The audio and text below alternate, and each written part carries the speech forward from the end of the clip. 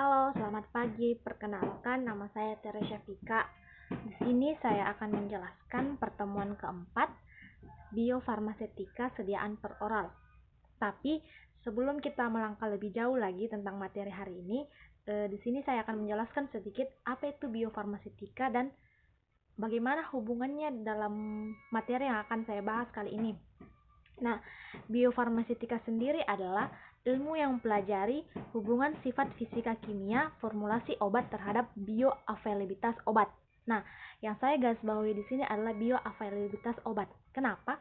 Karena maksud dari bioavailabilitas obat itu adalah kecepatan dan jumlah obat zat aktif yang mencapai sirkulasi sistemik. Nah, jadi untuk materi kali ini ada hubungannya sama bioavailabilitas obat. Kita akan melihat dari beberapa rute pemberian yang kita kenal, manakah yang lebih cepat menghasilkan efek, rute pemberian dari mana yang lebih cepat menghasilkan efek, dan bagaimana di antara beberapa rute pemberian itu, bagaimana dia bisa mencapai sirkulasi sistemik. Oke, langsung saja, sediaan per oral. Nah, sediaan per oral sendiri itu adalah sediaan yang digunakan melalui mulut, maksudnya itu diminum. Oke, di sini ada grafik konsentrasi plasma setelah pemberian obat dengan dosis sama dengan 3 rute berbeda. Nah, dari grafik ini ditunjukkan bahwa di sini ada 3 rute pemberian obat, yaitu intravena, intramuskuler, dan oral. Nah, tujuan dari grafik ini adalah untuk melihat bahwa di antara ketiga rute pemberian ini, mana rute pemberian yang paling cepat menghasilkan efek dan bagaimana konsentrasi obatnya, mana yang paling banyak konsentrasinya di dalam darah dan mana yang paling sedikit. Oke, bisa kita lihat dari grafik ini ada intravena. Nah, intravena adalah rute pemberian obat yang cepat menghasilkan efek. Kenapa? Karena intravena itu dia pemberiannya langsung ke dalam pembuluh darah, disuntikan ke dalam pembuluh darah, jadi tidak perlu lagi diabsorpsi oleh darah. Nah, beda dengan intramuskuler dan oral. Nah, kalau intramuskuler kan dia disuntikan pada otot, jadi otomatis harus dulu melalui beberapa tempat agar bisa sampai ke darah dan bisa diabsorpsi oleh darah. Begitupun dengan oral, yaitu obat yang kita minum. Kenapa? Karena pada saat obat diminum melalui mulut akan melewati kerongkongan dan melewati beberapa fase sampai bisa obat tersebut diabsorpsi oleh darah. Oke, di sini juga ditunjukkan ada waktu-waktu yang diperlukan, maksudnya waktu yang diperlukan obat sampai dia bisa menghasilkan efek, atau mungkin waktu yang diperlukan obat sampai efek itu hilang. Saya juga kurang mengerti. Nah, terus di sini ada jumlah obat yang diberikan. Misalnya kita dari ketiga rute pemberian ini kita berikan dosis sama, misalnya 100 mg. Nah, pada intravena dosis 100 mg itu langsung disuntikan ke dalam pembuluh darah, jadi tidak ada lagi dosis yang keluar, maksudnya hilang, karena dia langsung di pembuluh darah, jadi tidak perlu lagi diabsorpsi. Beda dengan intramuskuler dan oral, di mana obat itu harus diabsorpsi dulu sehingga dosis yang sebelumnya 100 mg menjadi turun, tidak lagi 100 mg yang bisa diabsorpsi oleh darah. Nah, di sini ada jenis sediaan. Dalam farmasi itu kita mengenal beberapa jenis sediaan yang tidak lazim dalam farmasi. Contohnya itu adalah sediaan solid dan liquid. Solid itu tablet dan liquid itu cairan. Sedangkan pada solid itu ada beberapa lagi pembagiannya, ada bukal, sublingual, tablet salut, dan tablet lepas lambat. Di sini saya akan menjelaskan satu-satu apa itu bukal, apa itu tablet bukal, sublingual, tablet salut, dan tablet lepas lambat. Nah, untuk bukal sendiri adalah sediaan yang diberikan di antara pipi dan gusi. Nah, maksudnya ini obat ditaruh itu di antara pipi dan gusi. Nah, untuk sublingual itu sediaan yang diberikan di bawah lidah. Tablet yang biasa kita makan itu tablet seperti paracetamol, CTM. Terus ada tablet salut. Nah, ini tablet salut ini dia sediaan yang di dalamnya itu berisi cairan. Nah, cairan ini dibungkus dengan selaput yang berbentuk padatan, sehingga cairan itu dilapisi oleh selaput sehingga cairan itu menempel pada selaput itu. Makanya dinamakan tablet salut. Terus ada tablet lepas lambat. Nah, kalau tablet lepas lambat itu adalah tablet yang dirancang untuk memberikan aktivitas terapeutik di mana dia pelepasan tabletnya itu sedikit demi sedikit dalam sekali pemberian, tapi pelepasannya ini terus menerus sehingga dia grafiknya itu rata. Nah, terus ada liquid, cairan. Ada contohnya larutan, suspensi, dan emulsi. Larutan yang biasa kita lihat adalah larutan gula. Nah, suspensi sendiri itu adalah campuran heterogen antara dua fase, yaitu fase padat, antara dua zat, yaitu zat padat dan zat cair, di mana zat padat ini akan terdispersi ke dalam zat cairnya, di mana zat cair sebagai yang di mana zat cair ini yang akan dilarut, yang di mana zat cair ini berfungsi sebagai pelarut dari zat padat. Terus ada emulsi. Emulsi itu adalah campuran antara dua fase yang tidak menyatu, yaitu fase minyak dan fase air contohnya. Oke, di sini adalah ada tabel perbandingan dosis dan kinetika tablet nitrogliserin dalam berbagai sediaan. Nah, diberikan satu obat namanya nitrogliserin, tetapi nitrogliserin ini diberikan dalam bentuk sediaan yang berbeda. Ada bukal, sublingual, dan oral. Nah, tujuan dari tabel ini adalah untuk melihat manakah di antara ketiga bentuk sediaan ini yang cepat memberikan efek dan berapa lama efek obat itu bekerja dalam tubuh kita. Misalnya sublingual diberikan dosisnya itu 0,3 sampai 0,8 mg. Nah, onset kerjanya, onset di sini adalah waktu di mana pada saat pertama kali pemberian obat sampai obat itu menghasilkan efek. Itu namanya onset. Nah, onsetnya itu 2 sampai 5 menit dia sudah menghasilkan efek. Nah, kerja puncak. Nah, maksudnya ini pada saat obat betul-betul yang bekerja dalam tubuh kita tuh pada menit keberapa? 4 sampai 8 menit. Terus ada durasi. Nah, durasi sendiri adalah waktu saat pertama kali obat diberikan, waktu saat pertama kali waktu saat pertama kali efek ada sampai efek itu hilang. Maksudnya lamanya kerja obat bekerja dalam tubuh.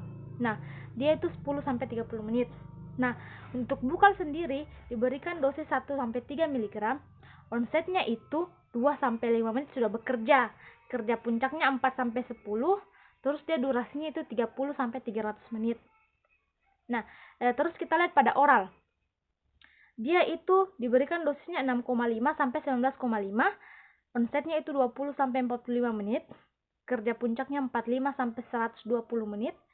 Durasinya 2 sampai 6 jam. Nah, kenapa onset dari oral itu lama? Karena dia kan diminum lewat mulut. Terus dia tuh harus melalui beberapa tempat dulu, ada fase yang terjadi sampai dia bisa menghasilkan efek. Makanya dia onsetnya itu pemberian, maksudnya pada saat efek terjadi itu dia lama. Nah, tapi durasinya itu lama. 2 sampai 6 jam baru efek itu hilang. Oke, di sini adalah biofarmasetik. Nah, biofarmasetik sendiri ini adalah maksudnya di sini pembagian jenis sediaan menurut cara absorpsinya, maksudnya yang mana yang paling cepat diabsorpsi. Ada bukal, sublingual yang tadi saya jelaskan, tablet salut, serbuk, larutan suspensi, emulsi, dan tablet lepas lambat. Di sini ada diskusi, tapi mungkin saya tidak akan jelaskan. Kenapa? Karena kan ini diskusi, jadi mungkin akan didiskusikan pada saat kita pertemuan tatap muka. Semoga, amin. Nah, kita masuk di mulut. Ada anatomi bagian mulut, ada histopatofisiologi. Nah, anatomi bagian mulut itu dibedakan menjadi dua. Ada yang struktur mulut bagian depan, ada yang yaitu anterior, dan ada yang struktur mulut bagian belakang yaitu posterior. Nah, untuk bagian depan sendiri itu dibedakan lagi menjadi beberapa. Ada bibir, pipi dalam, gusi dan gigi, langit-langit mulut, amandel, serta uvula. Uvula itu adalah daging kecil yang menggantung di langit-langit lunak mulut. Terus kalau bagian belakang ada lidah dan kelenjar air liur.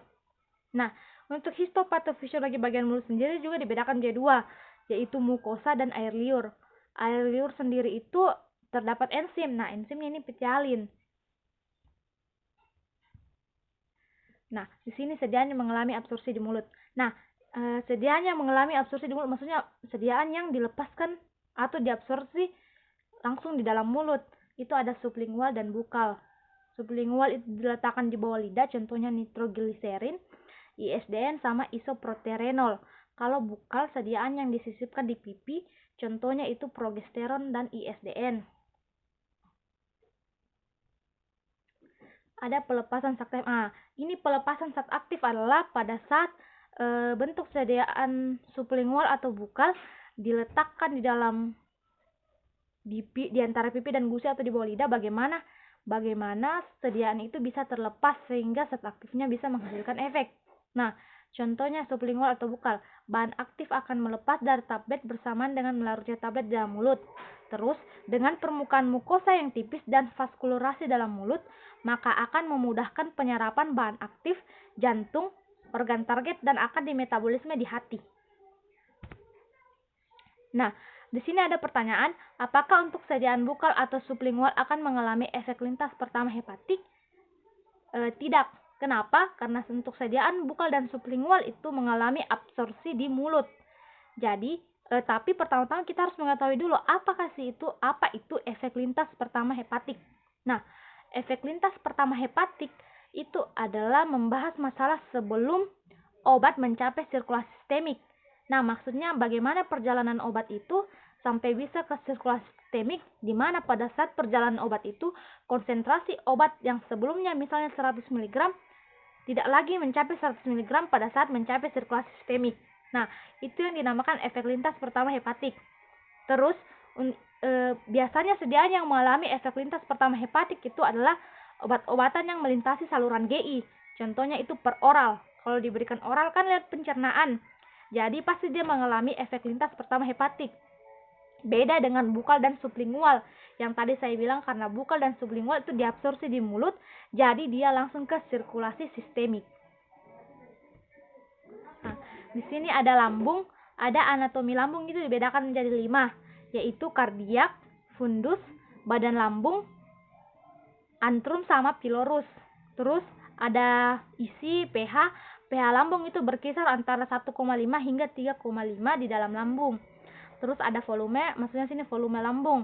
Nah, kalau pada manusia itu dewasa dalam keadaan santai atau hampir kosong itu sekitar 75 ml. Pada manusia dewasa itu bisa menampung sampai 1 liter makanan. Terus sedangkan pada bayi yang baru lahir itu hanya 30 ml. Gerakan lambung waktu transit, waktu pengusahan lambung dengan tegangan permukaan. Nah, di sini ada faktor yang berpengaruh pada waktu pengosongan lambung. Ada volume. Maksudnya kan tadi saya bilang volume manusia dewasa tuh paling tidak menampung 1 liter makanan. Nah, pada saat lambung terisi itu penuh sekali, jadi waktu pengosongan lambung itu akan berjalan sangat lama sehingga berpengaruh. Terus ada makanan. Nah, ada beberapa jenis makanan yang kita makan yang sulit dicerna oleh lambung sehingga juga berpengaruh pada waktu pengosongan lambung. Ada tekanan osmotik, besar partikel pada cairan lambung, pH, dan miscellaneous. Nah, ada faktor yang berpengaruh pada pengosongan lambung, ada miscellaneous. Nah, miscellaneous sendiri ini adalah posisi tidur, viskositas, emosi, penyakit, gastrik, surgery. Dia lebih ke fisiknya kita. Bagaimana? Cocoknya bagi fisiknya kita. Apa yang kita lakukan sehingga bisa berpengaruh pada waktu pengosongan lambung.